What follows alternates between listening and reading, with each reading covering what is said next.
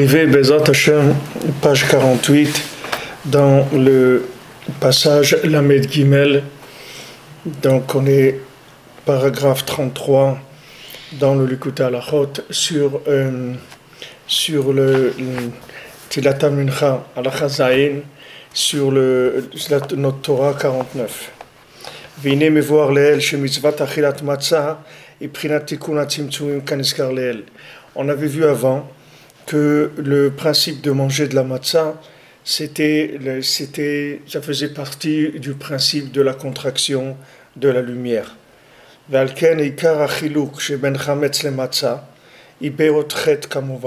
C'est pour ça que la différence principale qu'il y a entre le chametz et la matzah, c'est dans la lettre chet. C'est-à-dire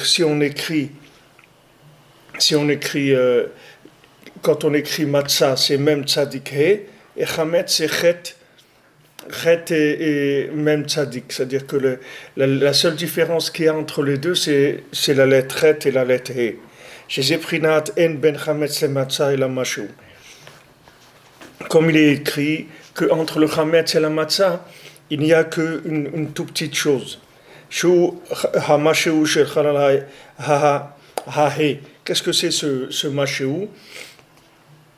C'est le petit peu qu'il y a dans la lettre, la différence qu'il y a entre le chet et le he. Quand on prend un chet, c'est une lettre qui est comme ça, et le he, c'est le chet avec juste la barre qui est cassée du côté gauche. Tout ça, ça représente le principe de la réparation, de la contraction de la lumière dont on a parlé avant. Qui est rapporté dans notre Torah 49. Qui me voit Sham Shekol Zeu Prinat He, parce que le rabbin nous l'explique que tout ce principe-là, c'est le principe du He.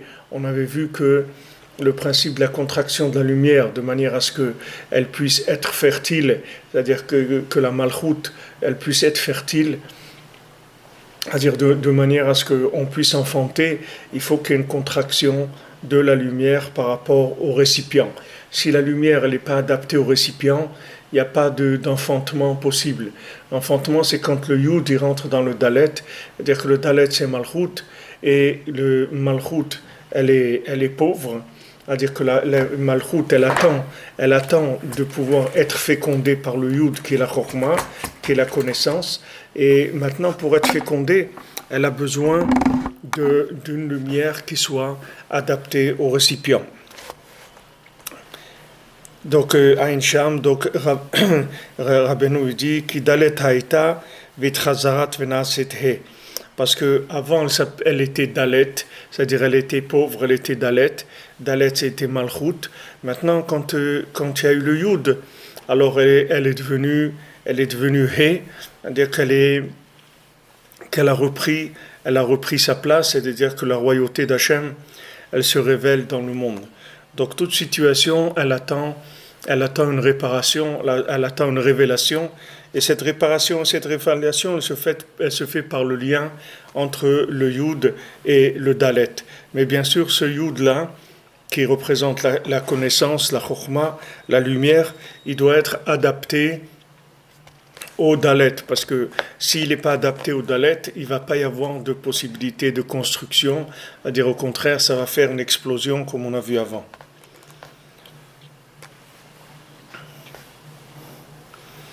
Alors, qui dalet haïta vitrazad venaset he ain sham, v'zeh prinat matzah shenikret lechem oni. C'est pour ça que la matzah s'appelle un pain pauvre. Sheikar kdushata prinat hae. Que maintenant, la kdusha de la matzah, elle vient du he. Ainu kezkar leel, c'est-à-dire comme on a mentionné avant. Bishvilze nikret lechem oni, qui dalet haïta la shon dala ve'aniya. Pour ça que ça s'appelle un pain pauvre, parce qu'avant elle était dala, c'est-à-dire elle était dal, elle était pauvre, elle était dalet. Comme on va Arsham, qui karatikun prinat tshuva, parce que la réparation c'est pas la tshuva. Comme on a dit, tshuva c'est quoi? C'est tashuv he, c'est-à-dire ramène tout au he, c'est-à-dire fait lier chokhmah et malchut, c'est-à-dire fait lier le yud et le dalet. דהיינו, כשמתגברים עליו, המחשבות רעות שהן טיפשות הלב. C'est-à-dire que quand maintenant on est attaqué par des mauvaises pensées, ces mauvaises pensées, elles représentent la folie, la bêtise qu'il y a dans le cœur.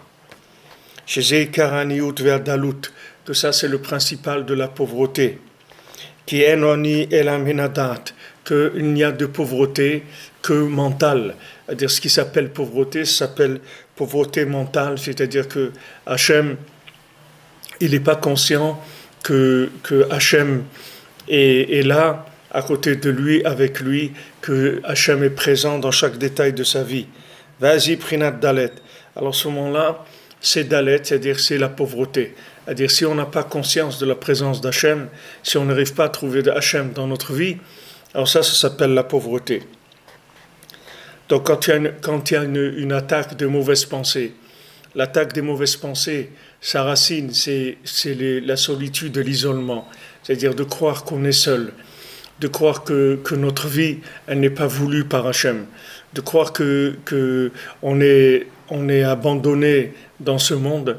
Toutes ces notions-là de solitude, c'est ça ce qui amène la folie dans la personne. Parce que Béhémet, quelqu'un dans ce monde qui se sent seul, il va devenir fou. C'est-à-dire qu'il va perdre la tête complètement parce que Béhémet, c'est impossible de gérer notre vie. La seule façon qu'on a de gérer notre vie, c'est de nous laisser diriger par Hachem et de savoir que tout ce qui nous arrive, c'est voulu par Hachem pour notre bien et de suivre les chemins de l'Ashgacha, de la providence. Mais si quelqu'un il s'isole et il pense qu'il est seul dans ce monde, alors le pauvre, il va souffrir énormément et il va perdre sa tête. Il va perdre la tête parce que la folie, elle rentre dans la personne lorsqu'elle s'isole. Lorsque le dalet il s'isole, il devient pauvre. C'est-à-dire le pouvoir devient pauvre. Le pouvoir de la personne lorsqu'elle est livrée à elle-même, alors son pouvoir est pauvre. C'est-à-dire son pouvoir il est nul parce que il y a aucun individu qui peut tout seul, il peut faire quoi que ce soit si c'est pas avec la main d'Hachem.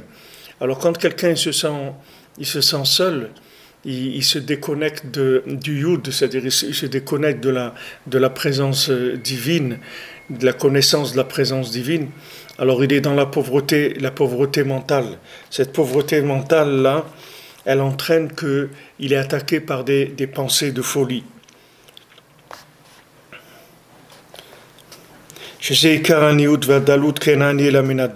Donc la pauvreté, c'est ça, c'est quand on est attaqué par des pensées de folie qui viennent de la solitude. Vas-y, prinat dalet, à ce moment-là, les pauvres.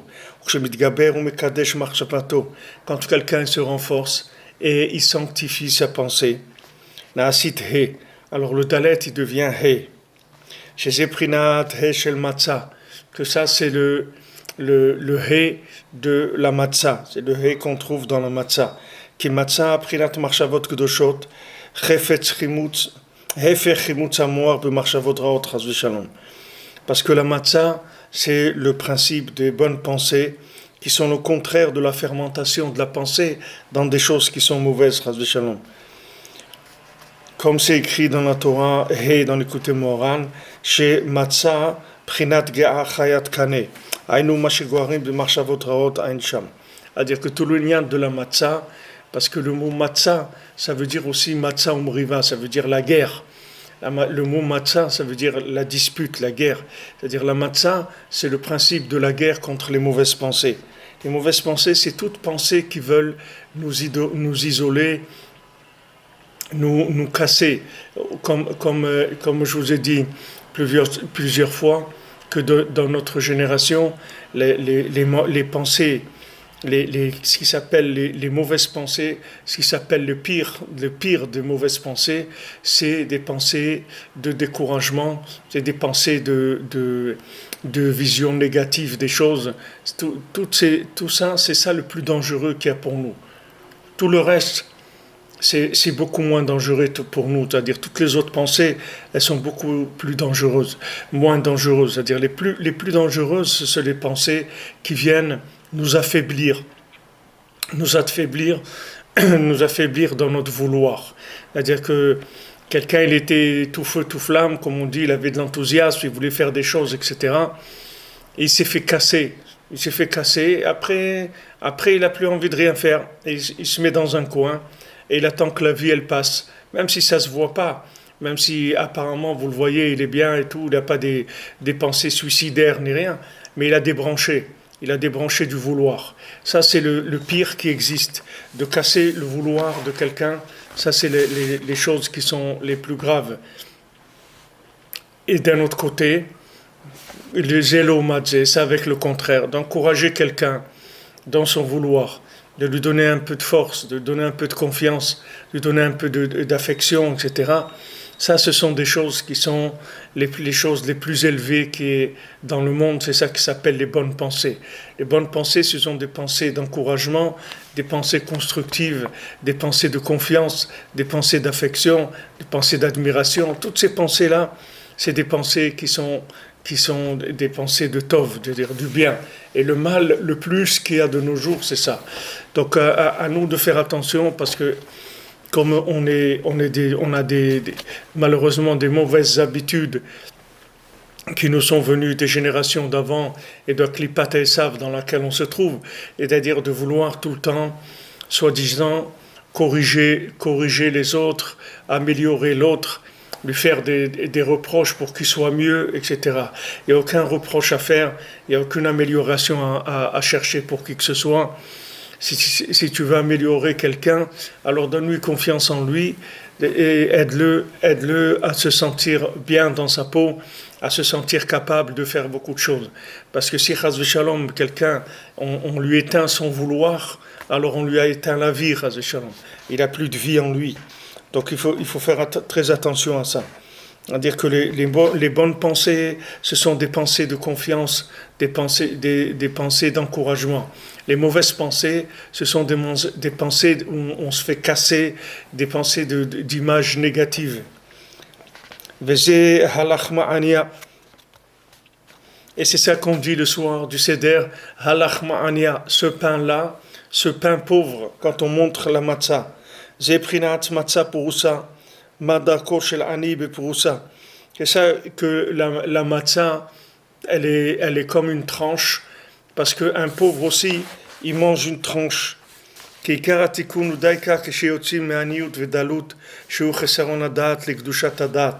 Parce que la réparation, c'est de sortir de la pauvreté, qui est un manque de conscience d'Hachem, vers la sainteté de la conscience, que cette réparation, elle ne peut se faire que de l'homme. C'est-à-dire, c'est que lui qui peut faire ça. Il n'y a personne qui peut faire ça pour lui. C'est-à-dire, quand quelqu'un il a des mauvaises pensées qui l'attaquent, et que lui, il casse ses pensées, ses mauvaises pensées, et il sanctifie sa pensée, à ce moment-là, là il y a la royauté d'Hachem qui se révèle de façon parfaite. À ce moment-là, il y a une élévation pour les deux maisons, que c'est comme on a vu avant, la maison d'en bas et la maison d'en haut. C'est ça le principe que le He, avant c'était un Dalet, et maintenant il est redevenu un He. Ça c'est le principe de la matzah, qui est un pain pauvre, chez Kargdushato, et Prinat He an eskarleel kal eskarleel. C'est-à-dire que ça, toute sa sainteté, c'est le principe du He, comme on l'a ramené avant. Alors maintenant, il dit ici que tout le tikkun, toute la réparation, c'est quand on sort de la pauvreté mentale. C'est-à-dire qu'on s'éveille de par soi-même. Il n'y a personne qui peut nous éveiller, c'est-à-dire il n'y a personne qui va nous prendre en main si on n'a pas un petit éveil. C'est sûr que le tzaddik, lui, il va tout faire pour nous. C'est-à-dire le tzaddik, il va absolument tout faire pour nous. C'est pour ça que, vous voyez, quand on cherche le chametz, c'est écrit que quelle est l'obligation? Où est-ce que quelqu'un il doit chercher le chametz? Quand quelqu'un il prépare Pessah, il nettoie sa maison pour enlever tout le pain qu'il y a dans la maison. Où est-ce qu'il doit, jusqu'où il doit chercher le Hametz? Alors l'Halakha nous dit qu'on doit chercher le Hametz Ade Adomagat, là où sa main, elle arrive. C'est-à-dire que si maintenant quelqu'un, sa main, elle n'arrive pas là-bas, alors il a pas d'obligation d'aller chercher le Hametz là-bas. Pourquoi? Parce que c'est le lien de la recherche du Hametz, c'est ce principe-là, c'est-à-dire que de chercher qu'est-ce qui vient maintenant déranger mon libre arbitre, c'est-à-dire qu'est-ce qui vient m'attaquer de manière à m'enlever mon libre arbitre. C'est-à-dire que tout le lien du Yetzer Hara, c'est de faire croire à la personne qu'elle ne peut pas, c'est-à-dire qu'elle n'a pas le choix. Et ça, c'est la négation de la vie elle-même. C'est-à-dire quand on dit à quelqu'un qu'il n'a pas le choix, ça veut dire qu'on lui a enlevé toute existence. Quand on prend quelqu'un et on lui fait croire qu'il est le produit de la société, qu'il est obligé de faire comme tout le monde, et de penser comme tout le monde, et de s'habiller comme tout le monde, et de manger comme tout le monde, et de travailler comme tout le monde, tout de le rendre un robot, ça, c'est ça la négation de la vie. C'est-à-dire de dire, voilà, qu'est-ce que tu as de spécial, toi? Qu'est-ce que tu as de plus que les autres? Comme les gens ils disent, qu'est-ce que tu as de plus que les autres, toi? Alors que c'est pas vrai, chacun il est différent. On ne parle pas de plus ou de moins maintenant. C'est pas une question de plus ou de moins, c'est une question de fonction, c'est tout. Le plus, il vient de la spécificité quand les gens ils disent l'homme c'est plus que la femme ou la femme c'est plus que l'homme, il n'y a pas de plus. Chacun il a sa place et chacun il est indispensable. Et chacun ce qu'il fait, personne ne peut le faire à sa place. Donc maintenant, le vrai choix, quand est-ce que j'ai mon libre arbitre? Qu'est-ce qui s'appelle mon libre arbitre? Ça veut dire quand j'ai pris conscience que maintenant tout le monde a été créé pour moi. Ça veut dire que j'ai une responsabilité dans ma vie, que je dois faire quelque chose. Et ce que j'ai à faire, il n'y a personne qui peut le faire à ma place. C'est que moi qui peux le faire. Donc il veut que j'ai confiance en moi, que Hachem il m'a envoyé dans ce monde avec un but, c'est-à-dire pour faire quelque chose. Je suis venu ici pour faire quelque chose dans ce monde. Et ce que j'ai à faire, il n'y a personne qui va le faire à ma place. Donc je dois chercher ça. Je vais le chercher avec la prière. Je vais le chercher avec l'attachement au tzaddik. Jusqu'à ce que je trouve qu'est-ce que je suis venu faire ici. C'est-à-dire que je sache d'abord que j'ai une valeur.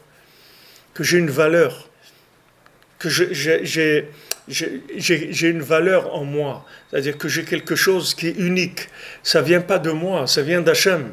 Mais c'est quelque chose d'unique. C'est un diamant unique qui est en moi. C'est mon âme et elle est unique. Vous voyez Lavan, il a dit à Yaakov, qu'est-ce que tu es toi de toute façon? Tu es rien. Qu'est-ce que tu as? Tes femmes, c'est mes filles. Tes enfants, les enfants, tu les as eus de mes filles. Ton troupeau, d'où tu l'as eu ton troupeau? Parce que tu as travaillé chez moi, donc c'est à moi. C'est-à-dire tes femmes, c'est mes filles, elles sont à moi. Tes enfants, tu les as eus avec mes filles, donc ils sont à moi. Ton troupeau, tu l'as gagné chez moi, donc c'est à moi. Donc tu n'as rien du tout. Donc tout ce que tu as, c'est à moi. C'est ça que Lavan il dit. Lavan il a dit, Lavan on dit dans la Haggadah, Bikesh la akarotakol. Lavan il voulait tout arracher. Il voulait tout arracher, Lavan. Il voulait tout enlever. Qu'est-ce qu'il voulait? Il voulait enlever, montrer à Yaakov qu'il est nul, qu'il n'a rien fait du tout dans sa vie. Rien du tout. Il n'a rien fait. Qu'est-ce qu'il a fait? Les femmes qu'il a, c'est les filles de Lavan. Les enfants qu'il a, c'est des enfants des filles de Lavan. La parnassa, mais il a travaillé pour sa parnassa. Pourquoi qu'est-ce qu'il lui a pas volé son troupeau? Il a travaillé. Non, il annule tout. Il veut montrer à l'homme qu'il ne vaut rien du tout. C'est ça qu'il veut. Pourquoi? Pour qu'il devienne un légume qui s'assoit, qui ne bouge plus, c'est tout. Qui ne veuille plus, qui ne rêve plus, qui n'a plus d'enthousiasme, qui n'a plus rien. Il ne veut plus, il est assis quelque part et il ne bouge plus, c'est tout. Il n'a plus envie de rien. C'est à ça qu'il veut nous amener Lavan. C'est à ça qu'il veut nous amener Amalek. C'est à ça qu'il veut nous amener toutes les forces négatives. Donc le principal de ces mauvaises pensées, c'est des pensées qui nous font douter de nos capacités, douter de notre valeur. C'est ça les mauvaises pensées. Ne croyez pas que les mauvaises pensées, c'est d'avoir envie d'aller au cinéma, ou de manger une pizza, ou de boire un coca, ou d'aller se promener, ou d'aller à la plage. C'est pas ça le quart des mauvaises pensées. Ça, c'est des choses aussi qu'on doit faire attention. Mais le plus dangereux, c'est pas ça. Le plus dangereux, c'est qu'il veut utiliser Amalek, il veut utiliser toutes ces erreurs qu'on va faire pour nous prouver qu'on vaut rien, pour nous enlever le vouloir. Et quand on perd le vouloir, alors on perd la possibilité de choisir. C'est ça qui est grave. C'est-à-dire que quand quelqu'un ne veut plus, alors il a perdu c'est comme si quelqu'un ne peut plus voter. Vous voyez, il n'a plus le droit de vote. Donc maintenant, il se sent. Qu'est-ce qu'il se sent? Il se sent inexistant. Il se sent qu'est-ce qu'il fait? Voilà, les gens, ils votent, ils choisissent. Je veux ça, je veux Brexit, je veux Brexit. Là, chacun, il Brex comme il veut. Ok. Maintenant, quelqu'un, il peut pas Brexit, il peut pas faire Brexit, il peut pas voter. Alors, il est là, il compte pour rien. Il n'a pas de valeur, il compte pour rien. Il ne peut pas choisir. Et s'il a des idées, elles ne valent rien du tout, de toute façon, puisqu'il n'a pas le choix. C'est à ça qu'il veut amener Amalek. Il veut amener l'individu à enlever son vouloir de manière à ce qu'il ne puisse plus choisir. Parce que quand quelqu'un ne veut plus, ses choix, c'est plus des choix. Tout ce qui s'appelle un choix, c'est quand il y a du vouloir derrière. C'est pour ça qu'on a tellement développé toutes les mitzvot, tout ce qu'on fait, ça n'a d'une valeur que s'il y a derrière un vouloir, un choix, c'est-à-dire que j'ai choisi cette chose-là. Il n'y a personne qui m'a obligé, c'est moi qui ai choisi, c'est moi qui veux cette chose-là. Ça, c'est tellement important que ce qu'on fait dans notre vie, ça soit notre choix. Alors que les gens qui se laissent traîner d'un côté à l'autre, qui se font balloter, qui n'ont aucun choix personnel, alors ces gens-là, ils n'ont pas de participation à la vie. Parce que vivre, ça veut dire être capable de choisir. C'est ça, vivre. Vivre, ça veut dire que j'ai le choix. Parce que ça, c'est la base de tout le maintien de la création du monde. Comme on a vu que le monde ne peut se maintenir que par des gens qui ont des choix positifs. Du moment où maintenant, Abraham Avinu, il est venu, et Hachem, il lui a ajouté un nom. Qu'est-ce qu'il lui a ajouté dans le nom de Abraham? Il lui a ajouté un Hé. Oui. Abraham, il lui a ajouté un Hé. Et Sarah, il lui a enlevé le Yud et il lui a mis un Hé. Pourquoi Hachem, il a mis un Hé à Abraham? Parce qu'Abraham, c'est le premier qui a révélé la royauté d'Hachem dans le monde. Il a dit, il y a un roi dans le monde, il y a un maître. Sachez qu'il y a quelqu'un qui dirige le monde. Mais maintenant, par quoi c'est passé? C'est passé par le fait que maintenant, Kadosh Baruch Hu lui a dit à Abraham Avinu, Lech lecha, va vers toi. Va vers toi. Lech lecha, ça veut dire va vers toi. Va vers toi. Arrête d'aller vers les autres, vers le monde, vers ce que ton père y pense, ou ce que ta mère elle pense, ou ce que ton voisin y pense. Va vers toi. Il y a quelque chose en toi. Il y a quelque chose en toi qui est unique. Tu as une valeur unique en toi. Va vers toi. Va vers toi. Quand quelqu'un vient chez le tzaddik, il va vers lui. C'est ça qui va. Le tzaddik, c'est le dépositaire du bien que j'ai en moi. Quand je me déplace, je vais chez le tzaddik. Quand je cherche le tzaddik, ça veut dire que je cherche le point de tzaddik qui est en moi. Comme Rabbeinu l'explique dans l'Écoute Moharan, qu'on avait vu ça dans la Torah 34, qu'en moi, il y a une nekuda de tzaddik. C'est-à-dire, en moi, il y a un point qui est un point d'infini, un point de bien infini. Et quand je vais chez le tzaddik, je vais pour revaloriser ce point-là. Je vais pour que ce point-là, il ressorte, que ce point-là, il commence à vivre. Et ça, c'est mon véritable choix. C'est-à-dire, c'est ça mon choix. C'est pour ça qu'on doit faire attention dans l'éducation, parce qu'un enfant, il n'a pas le choix. Il n'a pas le choix parce qu'il est jeune. Il est jeune, donc il n'a pas le choix. Il est complètement soumis à ses parents et à son école, ses professeurs, ses copains, etc. Il n'a pas une vraie conscience qu'il a le choix.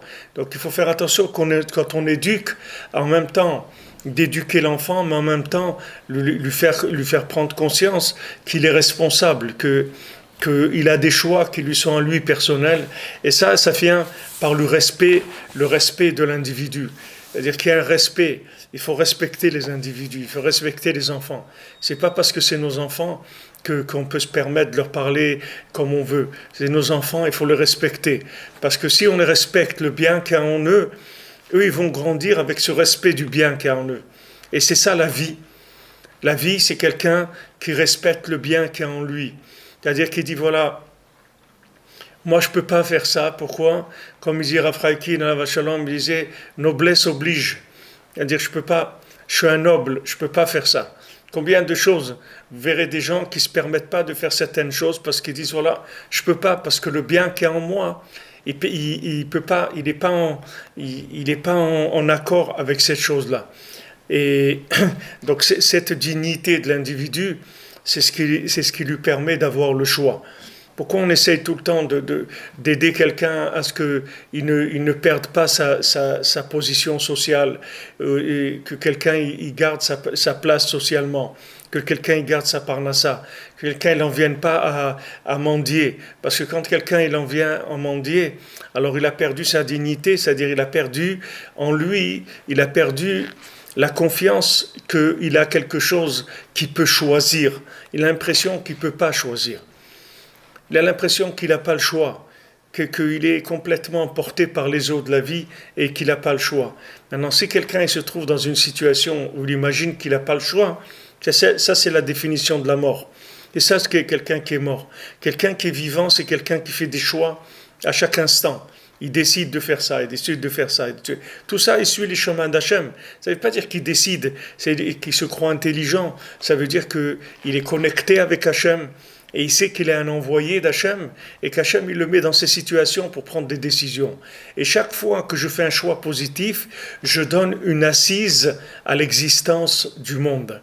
Chaque fois que je choisis, j'installe le monde. Le monde, il a plus de valeur. C'est pour ça que chacun il doit se dire que le monde, il a été créé pour lui, comme Rabbeinu dit. Il rapporte, ça c'est une Mishnah dans Pirkei Avot, que chacun il doit se dire que le monde a été créé pour lui. Mais Rabbeinu il rajoute, après, il dit Alken, c'est pour ça que chacun il doit faire en sorte de réparer le monde. Quelqu'un il va se dire, mais comment moi je vais réparer le monde? Moi je suis un pauvre bonhomme, qu'est-ce que je vais réparer le monde? Alvaï, je me répare à moi déjà, qu'est-ce que je vais réparer le monde? Non, c'est pas ça ce que ça veut dire. Ça veut dire que maintenant, chaque fois que tu fais un choix, et tu dois savoir que tu as le choix. Et chaque fois que tu choisis quelque chose, alors tu fais exister le monde, c'est-à-dire tu répares le monde. Parce que tu crées une maison pour Hachem dans les mondes inférieurs et tu fais une assise pour Hachem dans les mondes supérieurs. Tout ça parce que tu as choisi le bien de ton libre arbitre. Alors que si maintenant, Chas v'Shalom, on prend quelqu'un, on le casse dans son vouloir, alors si quelqu'un ne veut plus, il est hors jeu, c'est fini. Il est sorti du jeu. Donc il a plus de possibilité de choisir parce qu'il veut plus. Donc il choisit pas, on le prend, on l'emmène de là à là, on le traîne, on fait de lui ce qu'on veut. Il n'a pas le choix. C'est-à-dire qu'il est rentré dans un manque de vouloir. Donc ça, c'est le pire qui existe. Il n'y a pas pire comme Yetzirah que des pensées d'affaiblir le vouloir de la personne, d'affaiblir la confiance qu'il a en lui, dans ses capacités de faire ce qu'il a à faire, de réussir dans la parnassa, dans tout. Les gens, ils se vendent pour une bouchée de pain, pour un morceau de pain, comme on voit dans les contes, dans le conte du fils du roi, du fils de la servante qui ont été inversés. On voit là-bas que le fils de la servante, à un moment, il se vend pour du pain. C'est-à-dire le vrai fils du roi, il a trouvé un sac de pain. Et maintenant, le fils de la servante, il lui dit, donne-moi du pain. Il dit, je ne peux pas te donner du pain. Ici, on est dans la forêt. Ma vie, elle passe avant la tienne. Il dit, mais moi, tu ne vas pas me laisser comme ça. Voilà, je te donne. Il dit, qu'est-ce que tu peux me donner ici dans la forêt? Il dit, je te donne moi-même. Je te donne moi-même. Moi-même, je me donne à toi. Je deviens ton esclave pour un morceau de pain. Alors, il est devenu son esclave. Et quelques heures après, ils sont arrivés chez l'homme de la forêt. Il leur a servi du manger, des repas extraordinaires, il y avait tout. Et lui, après, il a soupiré, il a dit, pour quelques heures, je me suis vendu comme ça. Quelqu'un, il se vend, il se laisse aller dans la parnassa parce qu'il a peur, il dit, bon, ça fait rien, je vais travailler un peu plus, mon patron, il veut que je reste le soir, je vais rester, mon patron, il veut ça, je vais aller faire plus. Mais pourquoi tu vas faire plus? Tu n'as pas besoin de faire plus, tu n'es pas un esclave. Tu n'es pas un esclave, tu es un homme libre. Hachem, il t'a créé libre. Tu es libre dans ce monde. Ta parnassa, c'est Hachem qui te la donne. Pourquoi tu vas croire qu'il faut que tu ailles te vendre? Pourquoi tu crois que tu dois mentir? Pourquoi tu vas faire des choses qui ne sont pas claires? Hachem, il te donne ta parnassa. Hachem, il t'a amené dans ce monde, il va te donner ta parnassa. Ne crois pas que tu ne peux pas avoir ta parnassa. Hachem, il va te donner ta parnassa n'importe où tu te trouves. Du moment où tu choisis ta vie par rapport à ton libre arbitre, tu mets ton libre arbitre là où tu penses que tu dois être, là où tu penses que tu dois faire ce que tu dois faire, et Hachem, il va te donner ta parnassa là où tu es. Hachem, là, il est là pour t'assister dans ce monde merveilleux dans lequel il t'a mis. Tu crois qu'Hachem, il a mis quelqu'un dans ce monde pour l'embêter, lui faire des soucis de parnassa, des soucis de rapports humains. Hachem, il a mis l'individu dans ce monde pour se réaliser, pour faire des choix, pour avoir des choix de plus en plus importants, que dans ces choix, il fait des transferts d'énergie extraordinaires. Chaque fois qu'il choisit, il installe la royauté d'Hachem de façon beaucoup plus grande. Donc tu crois qu'Hachem, il ne va pas te donner la parnassa? Hachem, il va t'envoyer dans ce monde, il ne va pas te donner de parnassa. Pourquoi tu n'as pas de parnassa? Parce que tu n'as pas confiance en toi, c'est tout. C'est pour ça que tu n'as pas de parnassa. Parce que tu as l'impression que tu ne vaux rien. C'est pour ça que tu n'as pas de parnassa. Si tu te valorisais, tu disais, moi je vaux quelque chose, tu as une dignité. Comme c'est écrit il rapporte dans Chovot Alvavot, il dit que quelqu'un qui fait un travail, qui est un travail méprisant pour lui, c'est parce qu'il n'a pas d'émouna, il ne croit pas en lui. Parce que s'il croyait en lui, quand on lui propose un travail qui n'est pas un travail qui est digne pour lui, il dit, je m'excuse, moi je ne peux pas faire ce travail-là. Ça ne correspond pas à moi-même, je ne peux pas faire ça. Et du moment où la personne, elle dit, je peux pas faire ça, tout de suite après, il va lui venir une proposition de travail beaucoup plus noble, beaucoup plus adaptée à sa dignité personnelle. L'individu, il a le choix dans ce monde. Ne croyez pas qu'on n'a pas le choix. Mais qui sont les gens qui sont esclaves, c'est-à-dire qui pensent qu'ils n'ont pas de choix personnel? Parce que c'est ça le principe de l'esclavage. Le principe de l'esclavage, la Gemara, elle dit que le Eved, l'esclave, naïchale befkeruta. Lui, ce qu'il aime, c'est la efkerut, c'est-à-dire il n'aime pas prendre de responsabilité. Il dit, regarde, je me vends comme esclave, je vais être fonctionnaire, je vais recevoir mon salaire tous les mois, je vais recevoir mon 13e mois, je vais avoir la mutuelle de ça, on reçoit les bons de vacances pour aller au restaurant, et les trucs, c'est bien, je suis tranquille, je suis sécurisé, et je me sécurise. Mais tu ne peux pas te sécuriser dans ce monde. Tu ne peux pas te sécuriser dans ce monde. Il n'y a personne qui est sécurisé. La preuve, c'est que tous les gens ils vont mourir, il n'y a personne qui est sécurisé. Qui est-ce qui est sécurisé? Personne n'est sécurisé. Seulement, comme les gens, ils n'ont pas de confiance en eux, alors ils essayent de s'accrocher sur quelque chose où ils vont se fondre dans cette chose-là. Mais il ne faut pas se fondre. Chacun, il est capable de faire des choses extraordinaires, parce que chacun, c'est une créature d'Hachem. Et non seulement il est capable, mais il a l'obligation de faire des choses extraordinaires. C'est pas qu'il a une obligation, il est capable, parce que Hachem, il l'a créé pour ça. Quand quelqu'un il se vend comme esclave, alors il y a quelque part où il nie la présence d'Hachem. Il nie qu'il a été créé pour Hachem. Hachem, il t'a mis dans ce monde pour ton bien.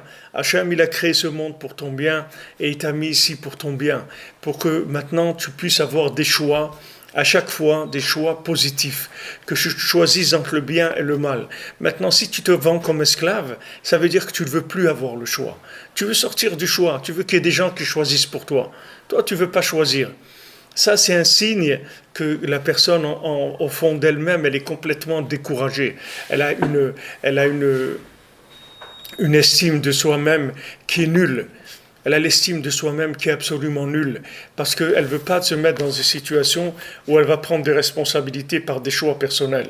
Mais sachez que la responsabilité et les choix personnels, c'est ça la vie. C'est ça la vie. Même maintenant, si on fait des choses et on se trompe, c'est pas grave.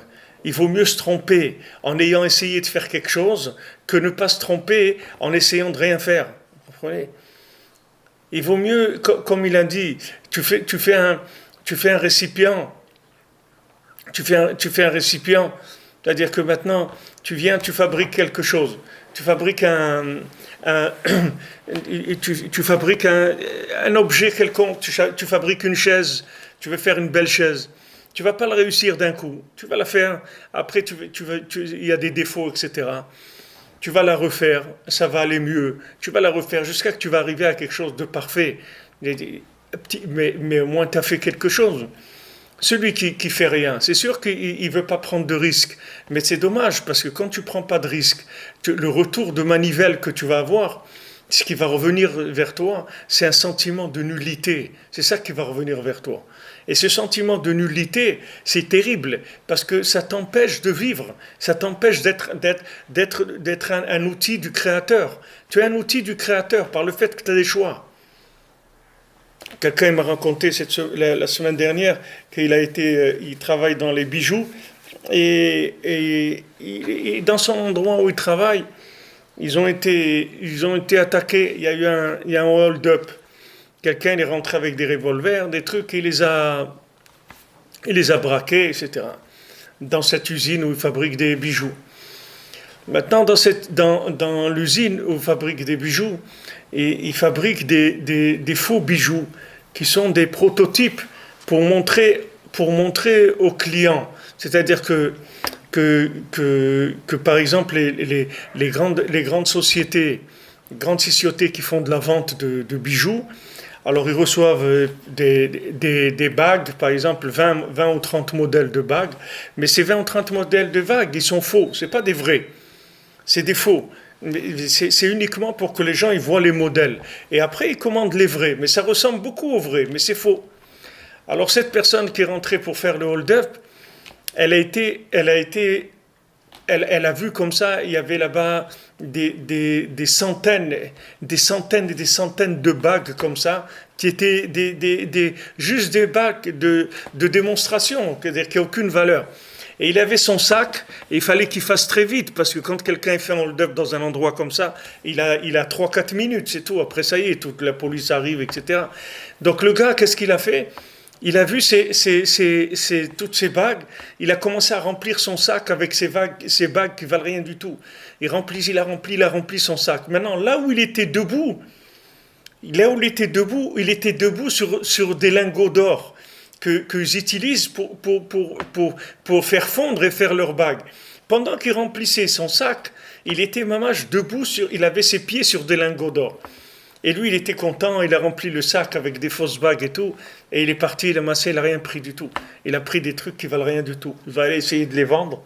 C'est dommage pour lui, les risques qu'il a pris et tout, il n'a rien fait. Alors je me suis dit, voilà le Ben Adam dans le monde. Il peut avoir ses pieds sur des lingots d'or.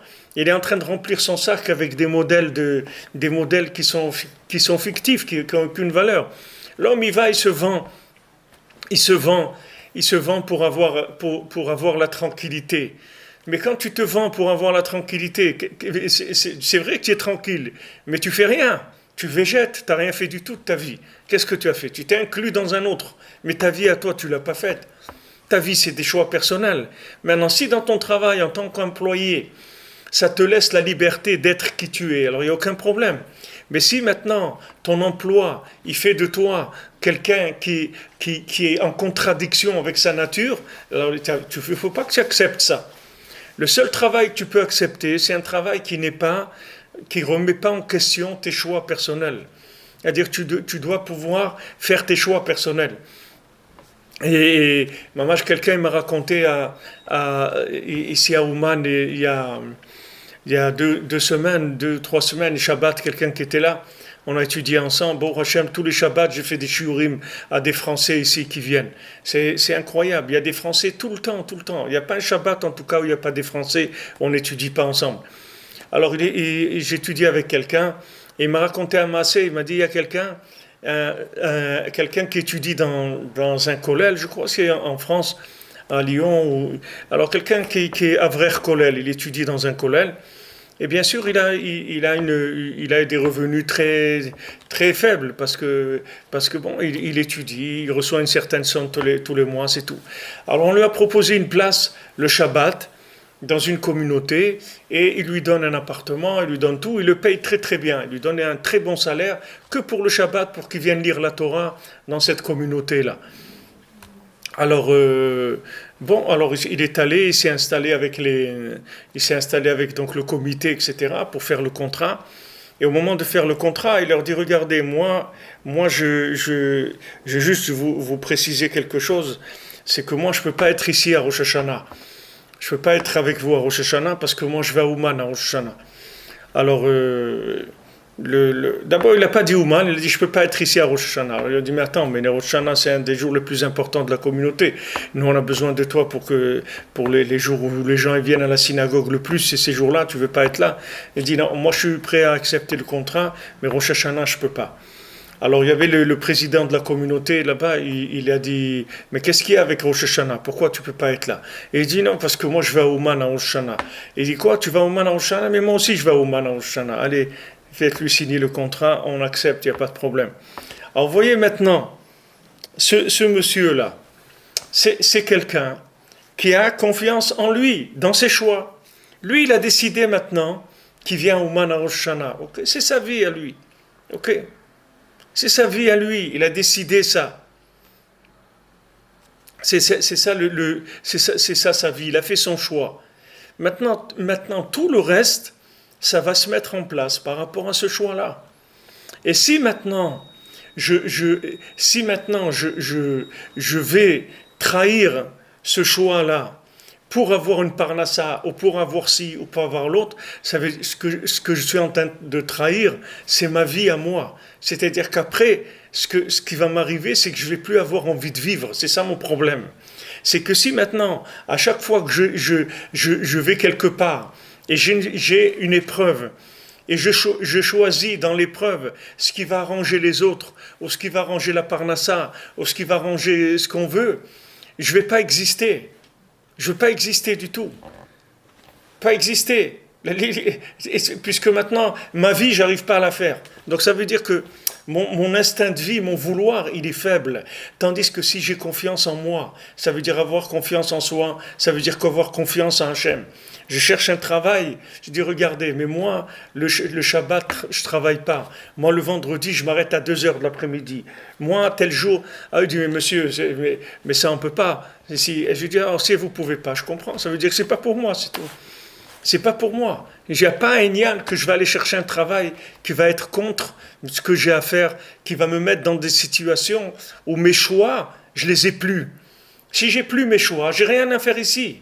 J'ai rien à faire dans ce monde. Si je peux pas choisir, qu'est-ce que je peux faire ici? Si quelqu'un ne peut pas choisir, qu'est-ce qu'il a à faire dans le monde? À quoi c'est son existence? Elle sert à quoi? Elle sert à rien du tout. Qu'est-ce qu'il a fait de sa vie? Il n'a pas ses choix. Tandis que si une personne a la confiance en elle, elle se dit voilà, ça c'est mes choix. Moi, ma vie c'est ça, ça et ça. Moi, le soir, je rentre, je mange avec ma femme, avec mes enfants, on passe un moment ensemble, on discute, etc. Ça, c'est ma vie. Maintenant, vous me proposez un travail où je dois rentrer à minuit chez moi, je peux pas, c'est tout. Parce que ça, c'est pas ma vie, c'est tout. Ouais, mais on va bien te payer et tout. Mais payer pourquoi? Pour me payer pour être un mort-vivant? Vous allez me payer quoi? Moi, je veux vivre. Moi, je suis d'accord de la parnassa. La parnassa, c'est pour vivre. C'est pas pour mourir. Si maintenant j'ai une parnassa, mais pour ça, il faut que je rentre à minuit et que je vois pas ma femme et mes enfants toute la semaine. Et c'est ma vie. C'est comme ça que je veux vivre. Alors, ça vaut rien. L'homme, il a le choix. Il a le choix dans chaque détail. Ça, c'est le principe de la création du monde. Et quand quelqu'un, il se met dans des situations qui sont opposées à ses choix, c'est parce qu'il est dans le ribouille or, il est dans ce principe de mitad de melachim, c'est-à-dire qu'il a perdu le lien avec Hachem. Mais celui qui est lié avec Hachem, qui a ce lien, jamais il va se laisser détourner. Il dit, regarde, moi, c'est comme ça, c'est tout. Moi, je peux pas faire autrement. Ma vie, c'est ça. Maintenant, vous voulez, voilà mes conditions. C'est ça et ça et ça. Vous voulez pas, c'est tout. Mais il faut qu'il soit tranquille à l'intérieur. Il faut qu'il sache que jamais Hachem, il va lui donner une parnassa qui est opposée à ses choix dans sa vie. Jamais ça.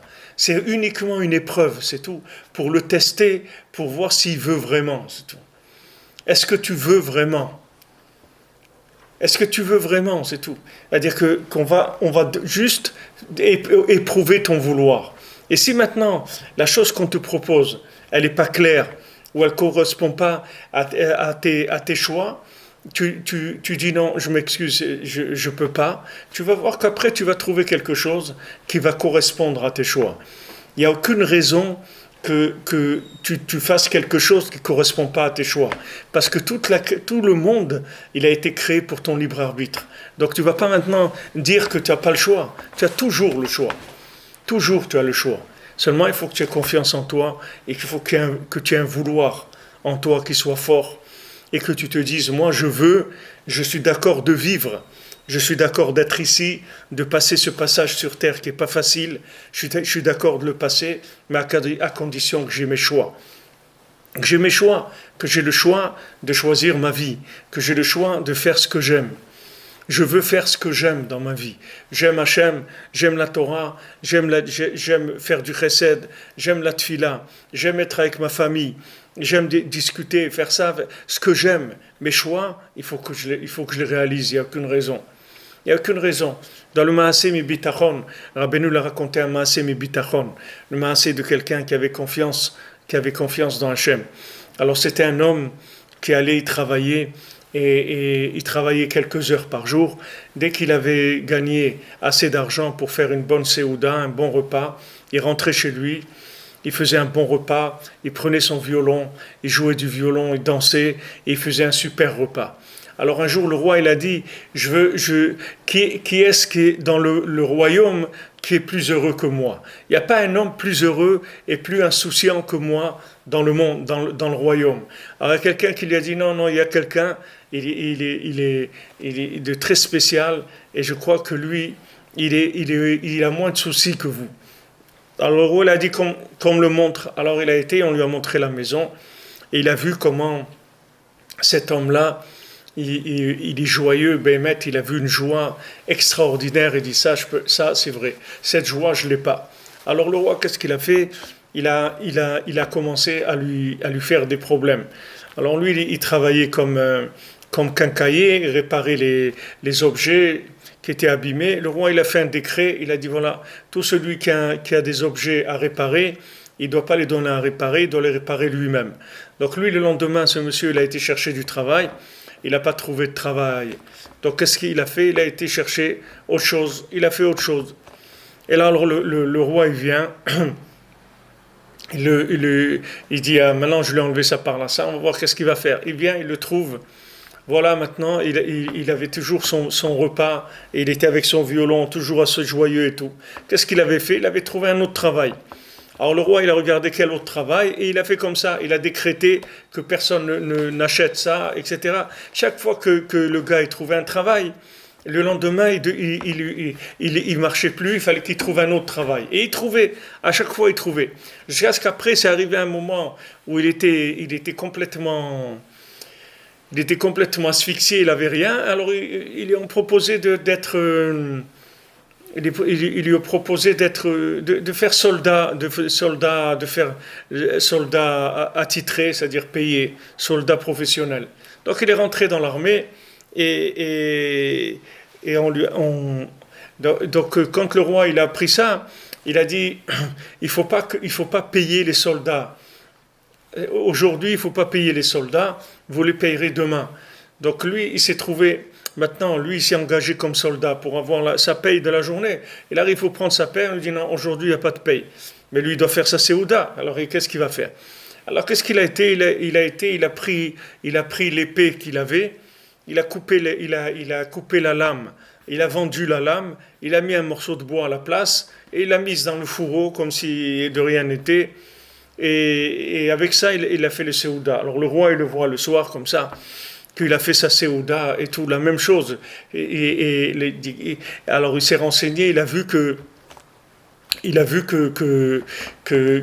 avait vendu sa lame, la lame de son sabre. Ok, alors le roi, il a dit le lendemain, il y avait un condamné à mort. Le roi, il a dit à celui qui s'occupait que voilà, c'est celui-là qui doit exécuter qu'ils ont exécuté la personne. Comme ça, il va sortir son sabre et on va voir que c'est un sabre en bois et comme ça, il va le casser. Alors, il arrive le lendemain. Alors, il y a la parade pour l'exécution du condamné à mort. Alors le général, il dit, voilà, à vous, c'est toi qui vas l'exécuter. Il dit, moi, j'ai jamais tué personne dans ma vie et tout, je veux pas faire un truc comme ça, vous avez d'autres, pourquoi vous me choisissez à moi et tout. Il dit, non, c'est toi qui vas le faire.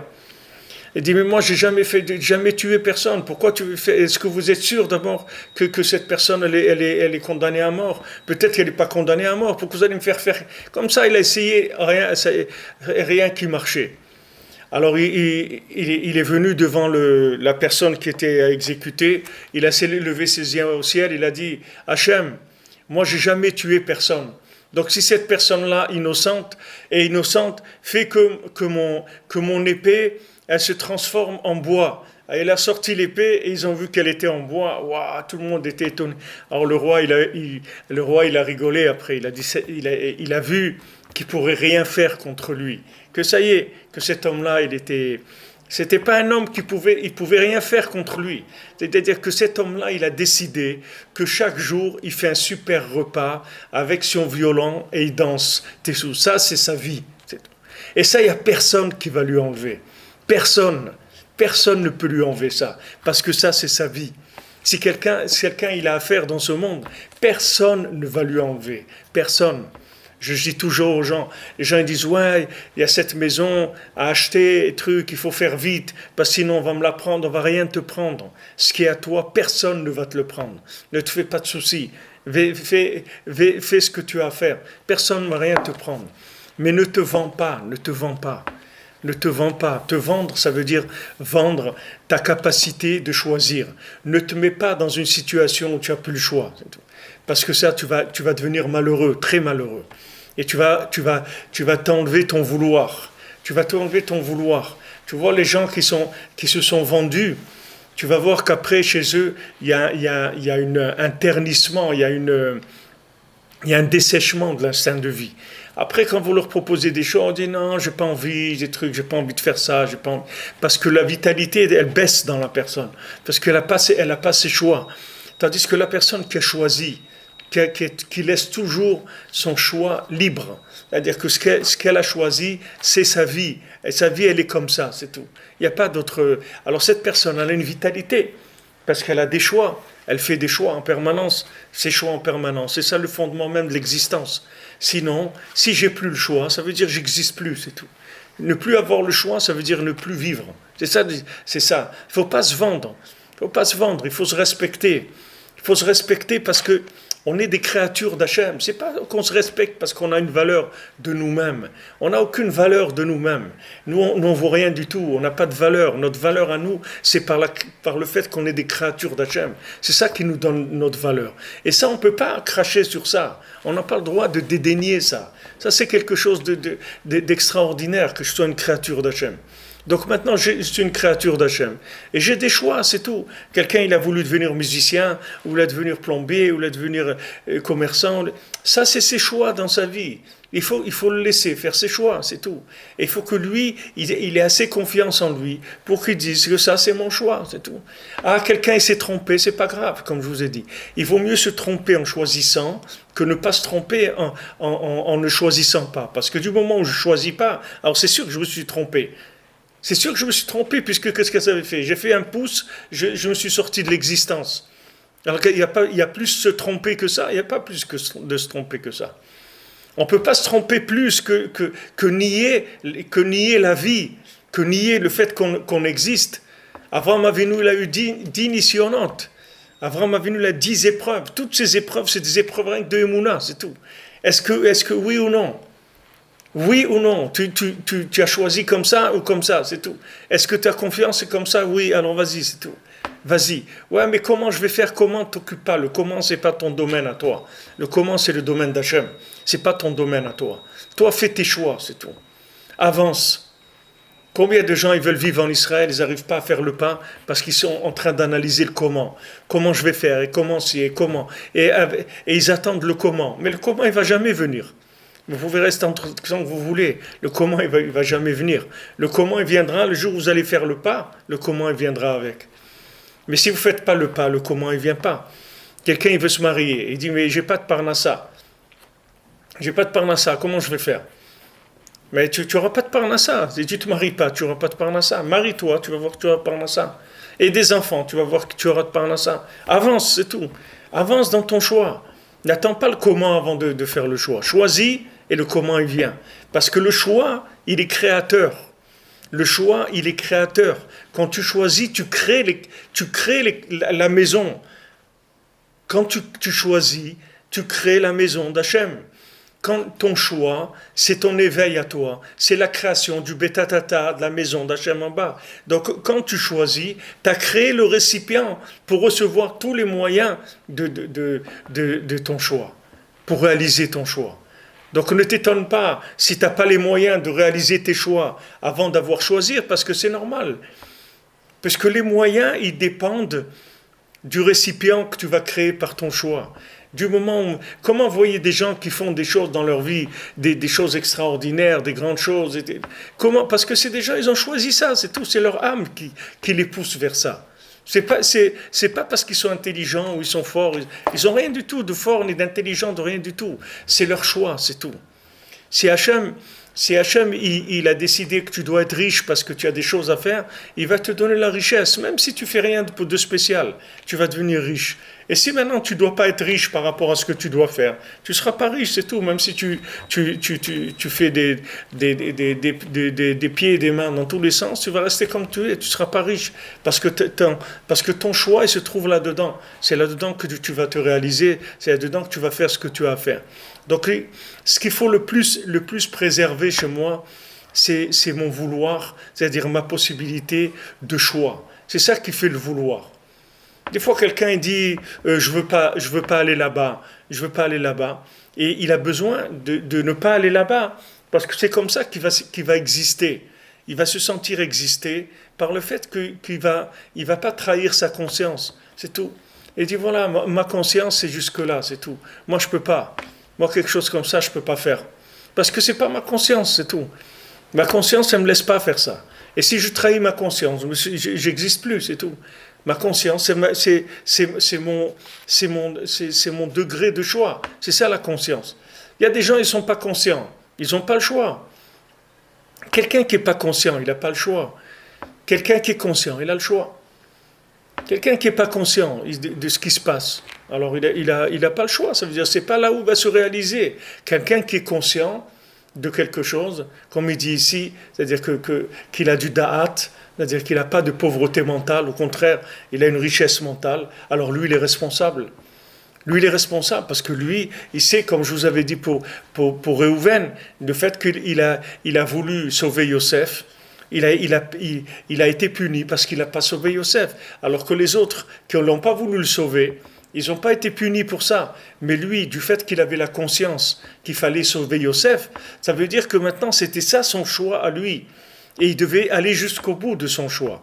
Donc maintenant, quand quelqu'un il a envie de faire quelque chose dans sa vie, il a un appel par rapport à quelque chose, il faut le faire. Il faut le faire. Même si je me trompe, c'est pas grave. Je préfère me tromper 10 fois en ayant le choix à chaque fois, plutôt ne pas te tromper et me mettre sur le bas-côté. Me mettre sur le bas-côté, c'est-à-dire sur la touche, comme on dit, parce que je ne veux pas choisir, j'ai peur. De quoi tu as peur? De toute façon, tu vas mourir. De quoi tu as peur? De quoi tu as peur? De toute façon, tu vas passer par là. Donc, de quoi tu as peur? Tu as peur de quoi? Ouais, j'ai peur que ça ne marche pas. Et alors, si ça ne marche pas, comme Rabbi Nachman il a dit, celui qui l'a dit, je vais étudier avec tout ce qu'il faut étudier et tout, il n'y a pas le temps de travailler. Et tout. Alors, Rabbi Nachman il dit alors, il dit, mais si je ne travaille pas, je ne vais pas avoir de quoi manger. Et Rabbi il a dit alors, il dit, si tu n'as pas de quoi manger, qu'est-ce qui va se passer? Tu vas mourir. De toute façon, il faut mourir. C'est-à-dire, il faut pas lésiner sur les moyens qu'on met pour arriver à faire ses choix. Il faut aller au bout de ses choix, c'est tout. Il n'y a pas il faut pas se cacher, vous comprenez? Pas se cacher. C'est pas parce que j'habite en France que je ne vais pas mettre la kippa dehors, je ne vais pas mettre mon chapeau, je ne vais pas mettre mes tzitzit. Je vais m'habiller comme je dois m'habiller. Ça, c'est moi. C'est à prendre ou à laisser, c'est tout. Il n'y a pas il y a pas, c'est à prendre ou à laisser. Ça, c'est moi. C'est-à-dire, c'est mon choix. C'est mon vouloir. C'est mon existence. Et ça, c'est l'existence d'Hachem.